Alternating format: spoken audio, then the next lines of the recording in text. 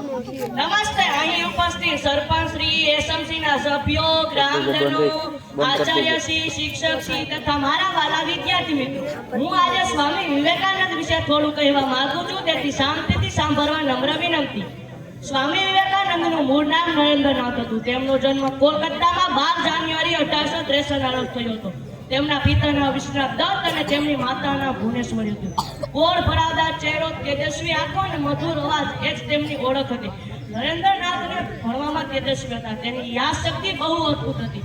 તેઓ એકવાર પુસ્તક વાંચતા તેને બધું યાદ રહ્યું. તેઓ નીડર હતા અને પોતે અનુભવ ના કરે ત્યાં સુધી તે કોઈ વાતને સાચી માનતા નથી. નરેન્દ્રનાથને એક જ ધૂન હતી, મારે ઈશ્વરને જોવા છે. તેઓ ગુરુની શોધમાં નીકળ્યા હતા. તેણે ઘણા વ્યક્તિઓને જોયા પણ તેને સંતોષ થયો નહીં. તેઓ રામકૃષ્ણ પરમહંસને મળ્યા અને તેના સાચા ગુરુના દર્શન કર્યા. તેઓ સંન્યાસી બની ગયા. સ્વામી રામકૃષ્ણ પરમહંસે તેમને સ્વામી વિવેકાનંદ નામ આપ્યું.